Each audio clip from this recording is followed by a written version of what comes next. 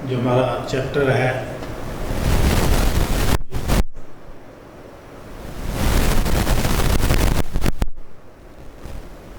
Indian economy, ये जो chapter है इसमें हमने पहले पढ़ा था पॉवर्टी के बाद नेक्स्ट आता है इसमें में हमने पढ़ा था कि कितने लोग जो हमारे देश के बहुत सारे ज़्यादातर लोग जो गरीब हैं कि 1/4 of the population live below poverty line के नीचे, यानी 1/3 और 1/4 के बीच में लोग रहते हैं। तो पॉवर्टी के लिए में हमने पढ़ा था कि बहुत सारे डिफरेंट स्टेप्स गवर्नमेंट उठा, बहुत सारे स्टेप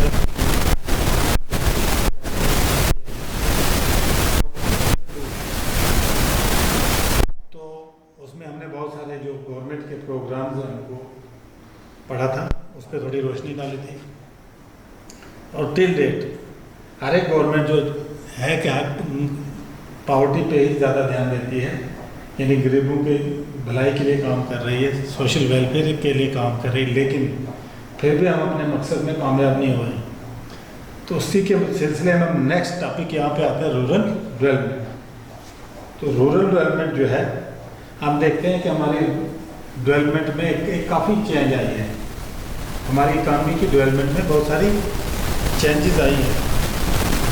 हम देखते हैं कि नंबर 1 कि कंट्रीब्यूशन ऑफ इंडस्ट्रियल सेक्टर जो है वो काफ़ी बड़ा है।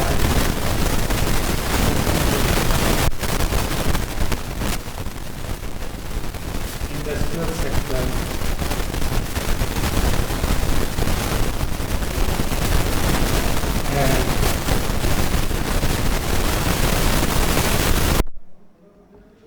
हम देखते हैं कि जब से हमारी जो गरीबी को दूर करने के लिए प्रोग्राम्स बनाए गए हैं, उसमें आता है जैसे कि गरीबी को कैसे दूर किया जाए। तो सबसे पहला स्टेप इसमें आ जाता है कि रूरल डेवलपमेंट, क्योंकि ज़्यादा पॉपुलेशन रूरल एरियाज़ में है, ज़्यादा गरीबी रूरल एरियाज़ में है, तो इसलिए रूरल एरियाज़ की अगर हम डेवलपमेंट करेंगे तब जाकर हम गरीबी को दूर कर सकते हैं। तो इस सिलसिले में हमारी इकॉनमी में काफ़ी तब्दीलियाँ आई हैं, काफ़ी ग्रोथ डेवलपमेंट हुई है इसमें। जैसे हमारे पास इंडिपेंडेंस के बाद हमने देखा कि हमारे इंडस्ट्रियल सेक्टर में जो है काफ़ी बढ़ोतरी हुई है। इसी तरह से हमारे टेरिटरी सेक्टर से यानी सर्विस सेक्टर में भी काफ़ी बढ़ोतरी हुई है।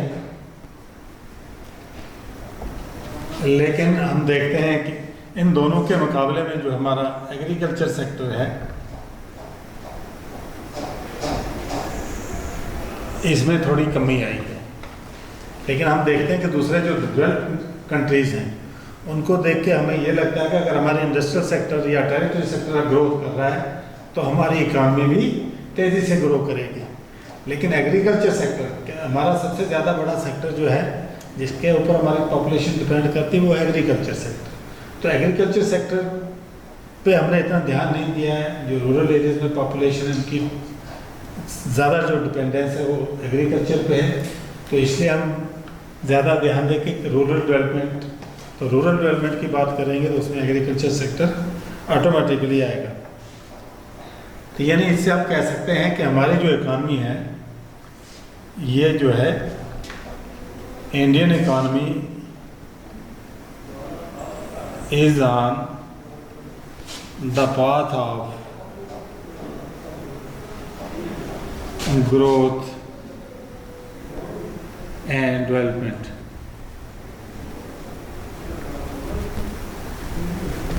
यानी इन सारी चीज़ों को देख के हम ये कह सकते हैं कि हमारे इकॉनमी जो है वो ग्रोथ डेवलपमेंट जारी ग्रोथ।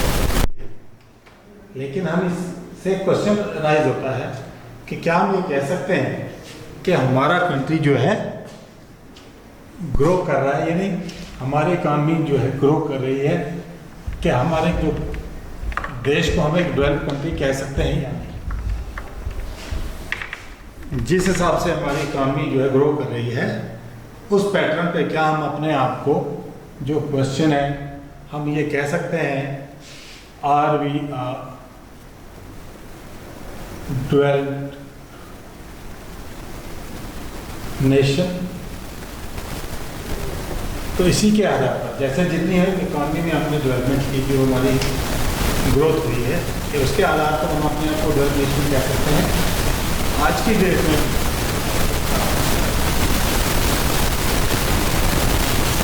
हम अभी भी डेवलप्ड नेशन की कैटेगरी में नहीं आए हैं। इसकी बहुत सारी वजह है, क्यों नहीं।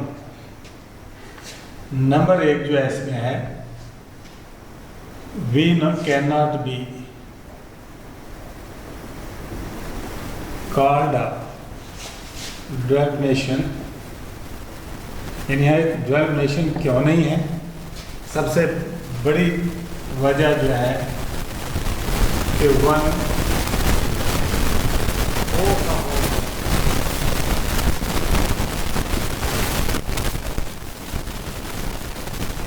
डेवलपमेंट क्यों नहीं कहा जा सकता हमको, कि हमारी जो है 1/4 of our population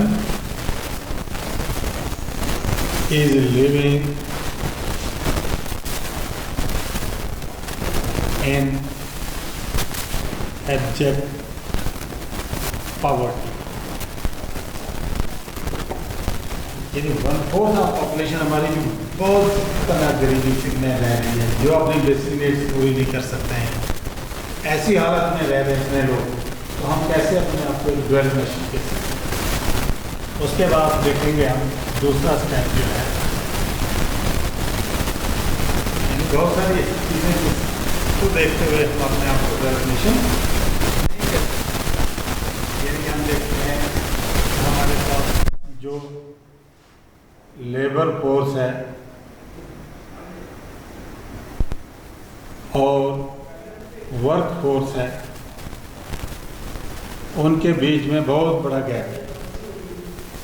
labour force हमारे पास बहुत है, लेकिन सबको काम नहीं मिल रहा है। तो सबको काम नहीं मिलने से क्या हो रहा है कि हमारे जो है अनएम्प्लॉयमेंट जो है बहुत तेज़ी से बढ़ रहा है। अनएम्प्लॉयमेंट जो है बड़े डेंजरस ढंग से आगे बढ़ता जा रहा है, कि बहुत सारे लोग अपनी नौकरी या जॉब वगैरह हासिल नहीं कर पा रहे हैं। नंबर 3, आज की डेट में भी देखते हैं हम कि बहुत सारे हज़ारों किसान जो हैं आज की डेट में, थाउजेंड्स ऑफ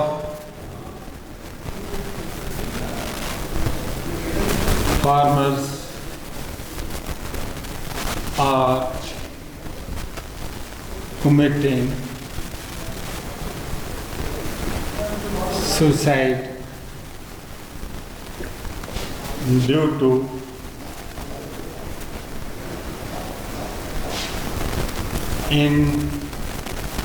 indebtedness। यानी बहुत सारे ज़मींदार हम देखते हैं, रोज़ाना खबरों में सुनते हैं कि महाराष्ट्र, आंध्र प्रदेश में, मोस्टली महाराष्ट्र में हमने सुना है कि बहुत सारे किसान जो हैं सुसाइड कर रहे हैं। क्यों? क्योंकि वो जो है साल दर साल, यानी हर साल उनका जो कर्जा है उनकी माली हालत जो बिगड़ती जा रही है, जिसकी वजह से हम अपने आप को अगर कहें कि डेवलप्ड नेशन है, ऐसा नहीं हो सकता, क्योंकि हमारी हर एक फील्ड में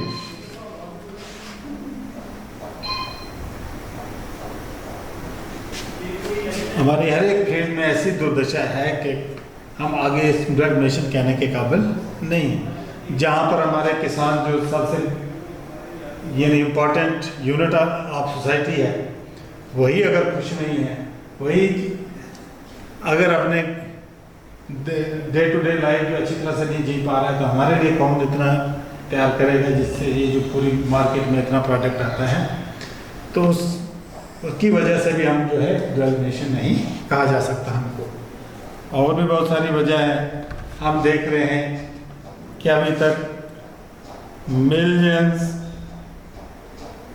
यानी लाखों लोगों को अभी पीने का पानी जो है, पोर्टेबल ड्रिंकिंग वाटर जो है, ड्रिंकेबल वाटर सबको हम मुहैया नहीं करा पा रहे। पूरे देश में ये बहुत सारे ऐसे इलाके हैं जहाँ पर पीने के पानी की कोई सुविधा नहीं, जो तालाबों, कुओं वगैरह से एक नॉर्मल जो पानी है, प्योर वाटर नहीं होता, वही उसी पे गुजारा करते हैं। या हम देखते हैं कि हमारी जो है 1/3 ऑफ पॉपुलेशन जो हमारी आज भी इलिटरेट है। वहाँ 1/3 आबादी जिस देश की इलिटरेट होगी, अनपढ़, यानी जो लिखना पढ़ना नहीं जानते हैं, तो उस देश को हम कैसे एक डेवलप्ड नेशन कहेंगे? कि ये बहुत सारी ऐसी कंडीशंस हैं जिसकी वजह से हम अपने आप को डेवलप्ड नेशन नहीं कह सकते, चाहे हमने बहुत सारे फील्ड में तरक्की भी कर ली है। कि हमारी इंडियन इकानमी को बोलते हैं one of the fastest growing economy in the world, top 10 economies में आती है हमारी इकानमी, लेकिन फिर भी हम अपने आप को डेवलप्ड नेशन नहीं कह सकते, क्योंकि हमारे बहुत सारे लोग जो हैं 1/4 ऑफ पॉपुलेशन जो हमारी गरीबी रेखा से नीचे रह रही है। हमारे पास लेबर फोर्स और वर्क फोर्स के बीच में इतना गैप है कि अनएम्प्लॉयमेंट जो है अनइंटरप्टेड हर साल, यानी साल के बाद दूसरे साल, यानी महीना दर महीना हमारी अनएम्प्लॉयमेंट बढ़ती जा रही है। या बहुत सारे ज़मींदार जो हैं, हज़ारों ज़मींदार साल में सुसाइड करते जा रहे हैं। या जो पानी की फैसिलिटी नहीं है, बिजली नहीं है, और स्कूल का जो एजुकेशन नहीं है, हेल्थ फैसिलिटी प्रोवाइड नहीं की गई है।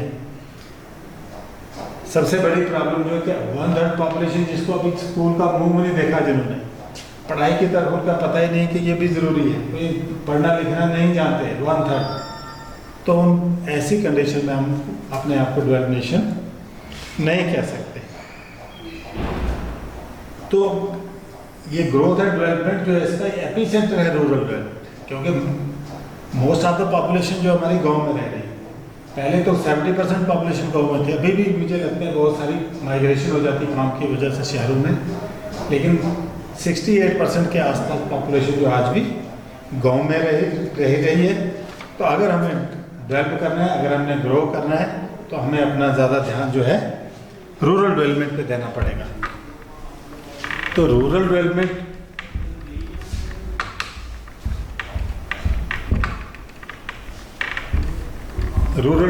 कैसे हो सकती है? सबसे पहले रूरल एरिया में हम करेंगे कि development of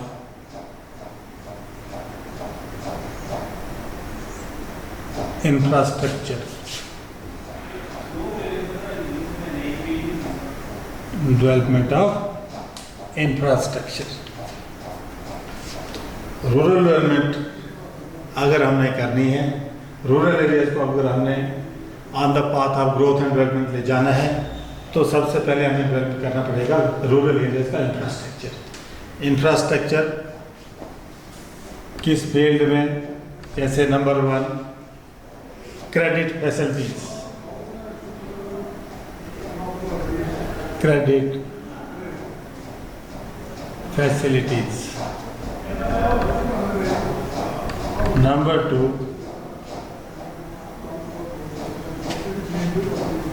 development of rural markets,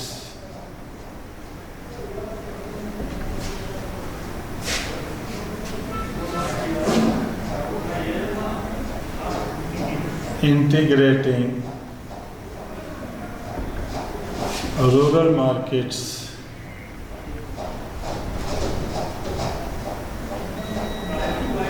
with urban markets। यह है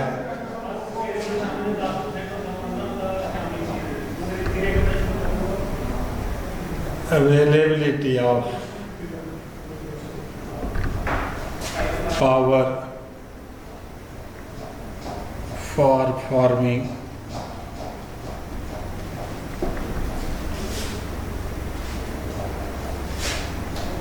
या availability of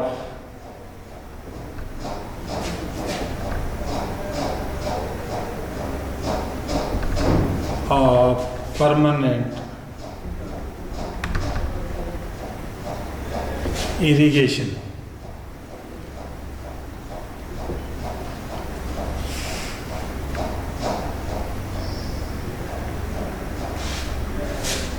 facilities of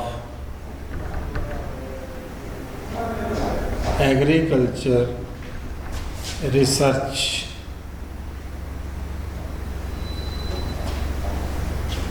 and communication.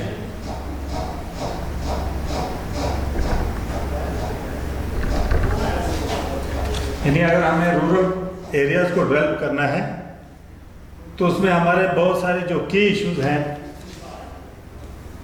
की इश्यूज के ऊपर हमें सारा ध्यान देना पड़ेगा कि रूरल डेवलपमेंट के की इश्यूज क्या क्या हैं। उसमें है नंबर 1 डेवलपमेंट ऑफ इंफ्रास्ट्रक्चर। अगर रूरल एरियाज में हम इंफ्रास्ट्रक्चर डेवलप करेंगे तो भी हम रूरल पॉपुलेशन को एक डेवलपमेंट की पाथ पर ले जा सकते हैं, रूरल एरियाज को डेवलपमेंट की पाथ पर ले जा सकते हैं। उसमें सबसे पहले क्या है, क्रेडिट फैसिलिटीज़। कि रूरल एरियाज में सबसे ज़्यादा बड़ा मुश्किल आती है लोगों को कि अगर कहीं किसी को पैसा वगैरह चाहिए तो वो क्या करेगा, उसके लिए कोई खास फैसिलिटी वगैरह गाँव में नहीं होती है। एक ही तरीका होता है पुराना सिस्टम, जो लैंडलॉर्डों से, बड़े शौकारों से, दुकानदारों से, बिजनेसमैन से उधार लेके अपना गुजारा चलाते हैं और बाद में जो फसल वगैरह बनती है उसको उन्हीं को बेच के अपना कर्जा उतारते हैं। जिसकी वजह से क्या होता है कि ज़मींदार जो है वो कर्जे में डूबता ही चला जाता है कि उसकी वो जो कर्जा लेता है किसी शौकार से या किसी ज़ैलदार से, उसमें क्या होता है कि उसका जो सूद वगैरह जो उसके बदले में लेते हैं उसका रेट बहुत ज़्यादा होता है। तो मैंने तो यहाँ तक देखा है कि एक आदमी जो 10,000 रुपये महीने का किसी को उधार देता है तो उसमें 2,000 उसको सूद ले जाता है। तो आप खुद ही हिसाब ले लो कि एक महीने का अगर 10,000 पे 2,000 का सूद होगा तो वही 10,000 का रुपया अगर आदमी साल के बाद चुकाएगा तो उसका कितना देना पड़ेगा। मतलब एक मात्र जो साधन जो है रूरल क्रेडिट का, यही पुराने ज़माने में यही था।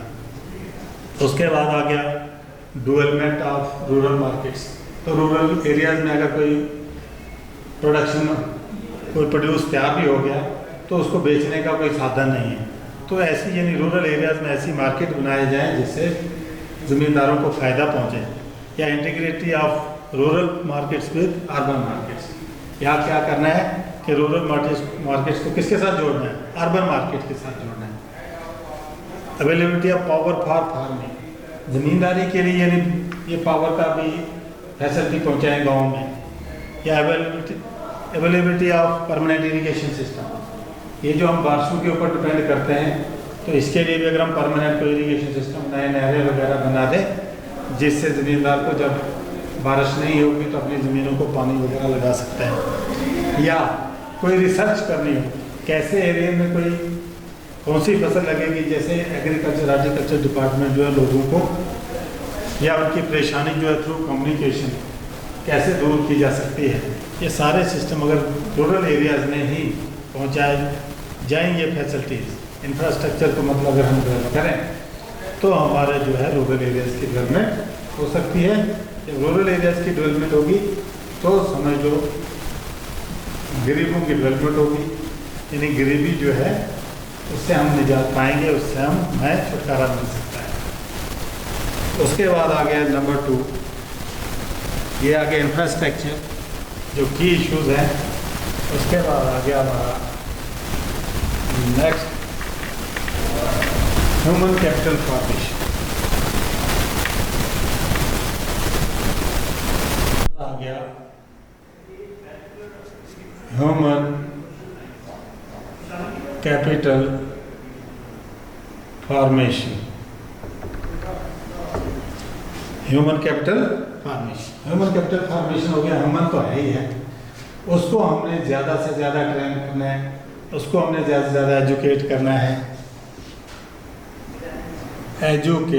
एजुकेशन देनी है उसको, उसके हेल्थ का अगर हम इंतज़ाम करें, अच्छा हेल्दी हो,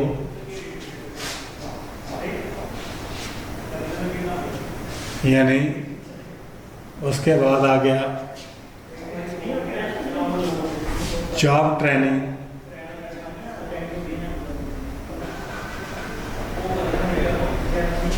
या माइग्रेशन,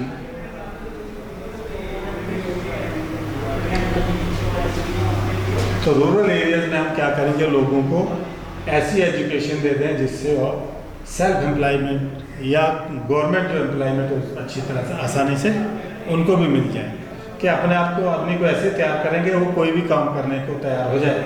या जो एक नेचुरल टैलेंट होता है, हर एक आदमी के अंदर जो नेचुरल टैलेंट होता है उसके ऊपर अगर हम जोर देंगे, एजुकेशन की वजह से उसके टैलेंट को हम बाहर निकाल सकते हैं और जो आगे जाके अपनी डेवलपमेंट के लिए इस्तेमाल कर सकता है। उसके बाद रूरल एरियाज़ में हम देखते हैं हेल्थ की कोई प्रॉब्लम फैसिलिटी नहीं होती है, जब कोई बीमार होता है वहीं लोकल लेवल पे कोई देसी इलाज करके अस्पताल तक पहुंचने तक उनको काफ़ी मुश्किलों का सामना करना पड़ता है।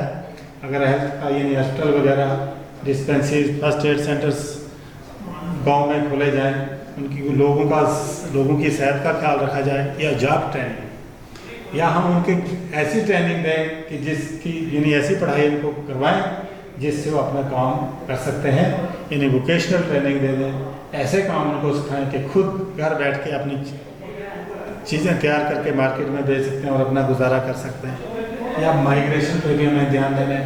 हम देखें कि मोस्टली जो गांव के लोग हैं जब काम नहीं मिलता है तो काम की तलाश में शहरों की तरफ भागते हैं, और शहरों में क्या होता है कि बहुत ज़्यादा पॉपुलेशन हो जाती है। तो आजकल के जितने भी बड़े बड़े शहर हैं आप देखेंगे वहाँ पे ये जो स्लम एरियाज हैं उनमें गरीब जो गाँव से भाग के जाते हैं उनके रहने का कोई गुजारा नहीं होता, तो झुग्गी झोपड़ियों में रहते हैं, एक बुरी मुश्किल ज़िंदगी गुजारते हैं। तो वही आज की डेट में हम देखते हैं पैंडेमिक चल रहा है हमारे पास, कोविड-19, इसकी वजह से तो आज भी बुरा हाल है। जो हमारे गरीब लोग हैं जो वापस अपने घरों में आ गए और उनको काम वगैरह उतना नहीं मिल रहा है। तो यानी ये बहुत सारी चीज़ें हैं कि जिससे हम रूरल एरियाज की डेवलपमेंट कर सकते हैं। यानी ये की इशूज़ हैं। तीसरा की इशू आ गया development of production resources, development of production resources.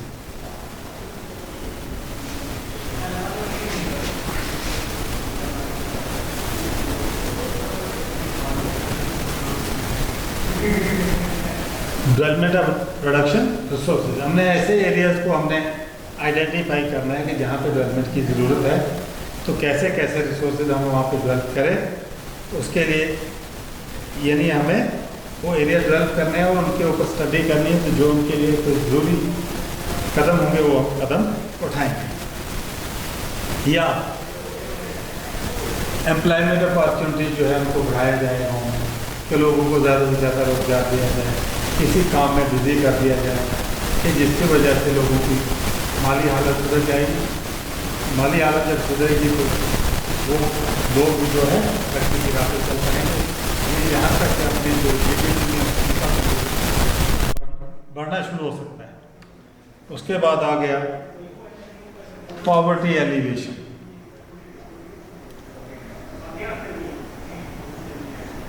Poverty alleviation, तो पॉवर्टी एलिवेशन का हमने पहले टॉपिक में पढ़ा था कि बहुत सारे स्टेप जो हैं गवर्नमेंट ने उठाए हुए हैं, रूरल पॉवर्टी भी और अर्बन पॉवर्टी के डेवलपमेंट के लिए बहुत सारे काम किए हैं। उसके लिए भी जो हमें ज़्यादा ध्यान देना होगा। तो ये सारे जो रूरल डेवलपमेंट होगी तो पॉवर्टी की डेवलपमेंट एलिवेशन ऑटोमेटिकली होगी। उसके बाद आ गया लैंड रिफॉर्म्स।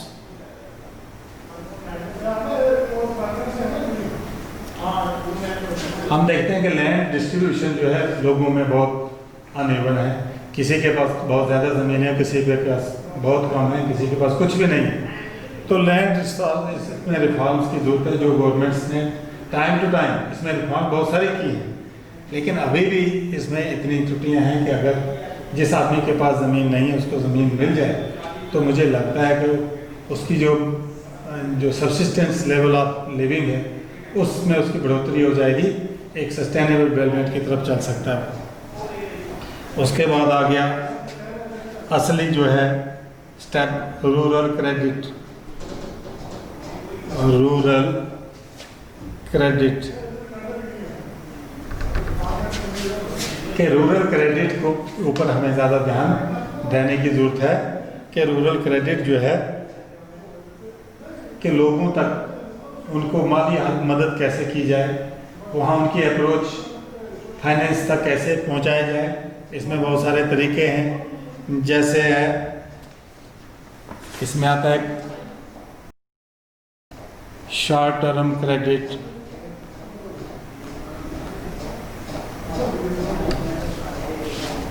एक आ गया इसमें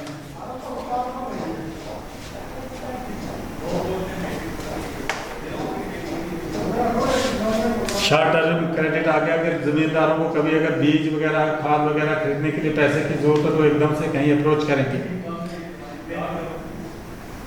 या जो छोटे छोटे ज़मींदार होते हैं उनको जिंदा रहने के लिए भी, कुछ खाने के लिए भी, क्योंकि ज़मीन से उतना गुजारा नहीं होता तो कुछ ऐसा मदद चाहिए उनको कि वो अपना गुजारा कर सके, उसके लिए उनको क्रेडिट चाहिए।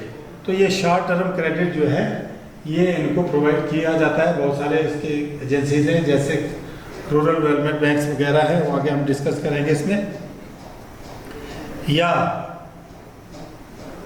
ये शॉर्ट टर्म क्रेडिट चाहिए ज़मींदारों को जब फसल बोते हैं और उसके कटाई के बीच में जो उनका टाइम पीरियड होता है, डिस्गाइज्ड अनएम्प्लॉयमेंट का पीरियड जो होता है, उसमें उनके लिए उनको शॉर्ट टर्म क्रेडिट की ज़रूरत होती है।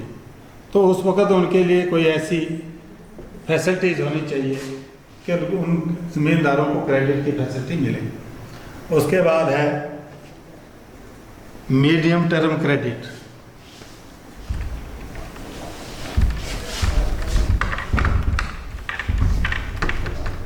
नंबर 2 आ गया मीडियम टर्म क्रेडिट। एक तो शॉर्ट टर्म आ गया, ज़मींदारों को अपना गुजारा करने के लिए, बीज खरीदने के लिए या अपने डे टू डे लाइफ का गुजारा करने, उसमें आ गया शॉर्ट टर्म। शॉर्ट टर्म आ गया यानी 6 to 12 मंथ्स। इस पीरियड के लिए जो लोन लेंगे उसको यानी क्रेडिट हासिल करेंगे उसको बोलेंगे शॉर्ट टर्म क्रेडिट। फिर आ गया मीडियम टर्म क्रेडिट, ये जो 5 से 20 साल के लिए अगर कोई क्रेडिट लेता है, लोन वगैरह लेता है, तो उसको बोलेंगे मीडियम टर्म क्रेडिट। इसमें ये क्या करता है, फार्मर यानी कोई मशीनरी खरीदेगा या अपनी जो लैंड है उसके चारों तरफ कंस्ट्रक्टिंग फेंस, या कोई कुआं वगैरह खरीदना, डिगिंग वेल्स, ऐसे काम के लिए उसको शॉर्ट यानी मीडियम टर्म क्रेडिट चाहिए जो 5 से 20 साल के बीच में उसको ख़त्म कर सकता है। उसके बाद आता है नंबर 3 लॉन्ग टर्म क्रेडिट।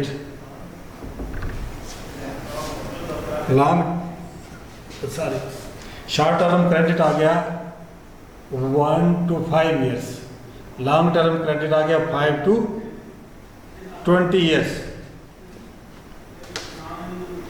तो 5 से 20 साल के बीच में अगर वो लोन लेता है तो उसके लिए क्या करना है उसको, कि अगर additional purchase of additional land, अगर एडिशनल लैंड खरीदना चाहता है उसको उसके लिए लॉन्ग टर्म लोन की ज़रूरत है। या improvement in existing land, existing land की इम्प्रूवमेंट के लिए बड़ खबड़े मशीन लगाएगा, उसको प्लान करेगा, उसमें पत्थर वगैरह उसको निकाल के बाहर फेंकेगा, झाड़ियाँ निकाल के फेंकेगा, उसमें इम्प्रूवमेंट, या और ये ले सकता है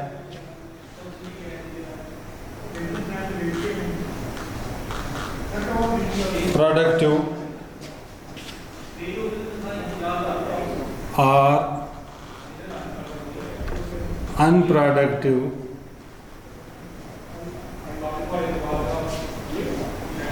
बोरोइंग्स।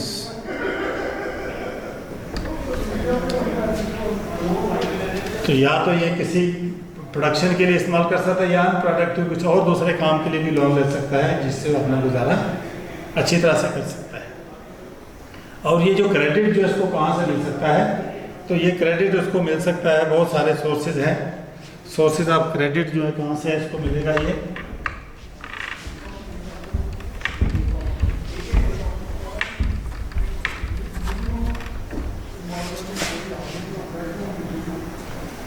Sources of credit. ये सोर्सेज दो किस्म के, एक आ गया इंस्टीट्यूशनल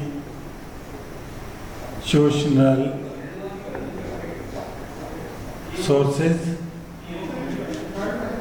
इंस्टीट्यूशनल सोर्सेज में आ गया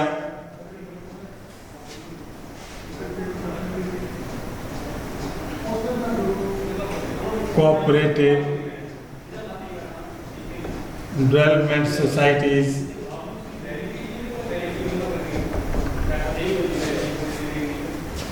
SBI, रूरल डेवलपमेंट बैंक्स, या जैसे आपने देखा होगा कि लैंड डेवलपमेंट बैंक है, ये भी यहाँ से भी जो ज़मींदार हैं, रूरल एरियाज़ वाले लोग जो हैं, अपने काम के लिए, अपने इस्तेमाल के लिए रूरल डेवलपमेंट बैंक से भी लोन ले सकते हैं। रूरल डेवलपमेंट बैंक्स, यहाँ एक सबसे बड़ा बैंक आ गया NABARD,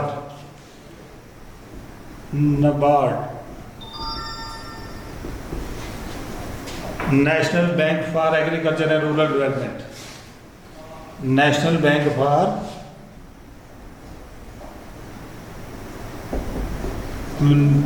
for agriculture and rural development bank, ऐसे इससे अपना जो पैसा जो है फाइनेंस करवा सकता है, अपनी यानी काम चलाने के लिए पैसा इन इंस्टीट्यूशन जो गवर्नमेंट की तरफ से डिपार्टमेंट खुले हैं उनसे ले सकता है। या दूसरा एक जो ओल्ड सोर्स है, एक आ गया non institutional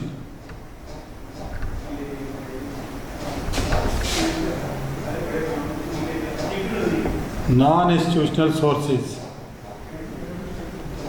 non institutional sources मैंने आपको कहा, इंस्टीट्यूशनल सोर्सेज में क्या होगा कि लोगों को इंटरेस्ट रेट कम देना पड़ेगा, इसमें इनको सब्सिडी वगैरह मिलेगी, गवर्नमेंट इनको मदद कर रही है, इसलिए इनको सब्सिडीज वगैरह प्रोवाइड की जाती है।